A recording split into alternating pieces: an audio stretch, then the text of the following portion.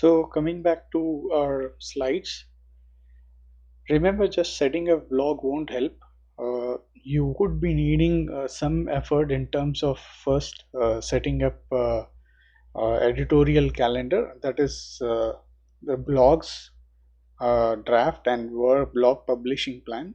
You need to list out the number of, you need to do a research and come up with list of blog titles using the tool or using your own means. You can come out with list of blog titles and also have the blog content ready.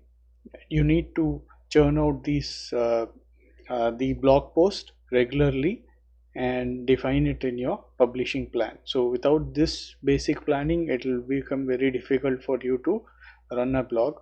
The next thing you need is a marketing strategy and tactics in place. So if you are considering as a full-time career, then you definitely need to focus on marketing your blog, because once you have traffic, only then you can associate and become an affiliate with various uh, websites for whom you can showcase the ads and get revenue from the ad clicks.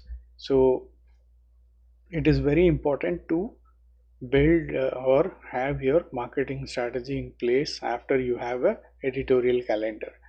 Also, pay focus on blog engagement. Without blog engagement, you will not be able to connect with your readers, and the more you are interactive and available to your readers, it becomes more of a referral and also traffic generation for you.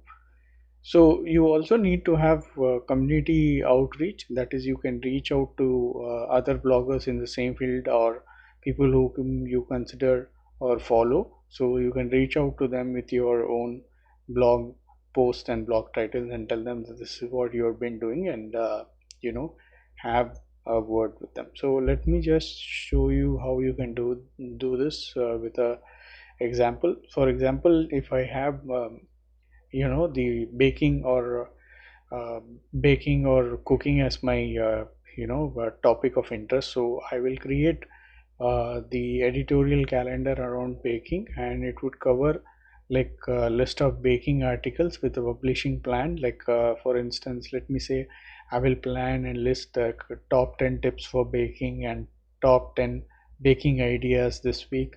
The next week I can list some of the best cakes which you can bake and some of the best cupcakes you can bake. So this way I have to plan my content and draft it for my baking topic of interest.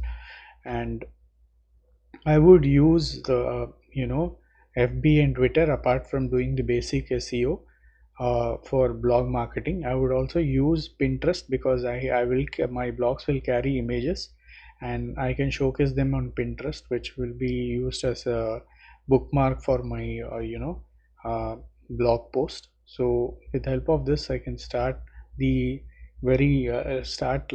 the foundation for blog marketing.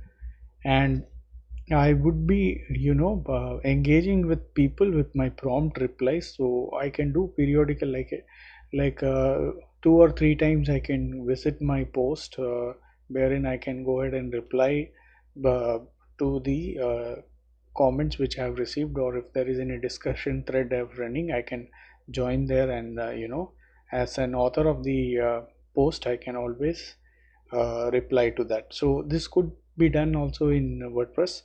So WordPress will prompt you with comments, and there is also anti-spam option available or anti-spam plugins available in WordPress, which with I can use to avoid the spam comments and spam discussions or spammers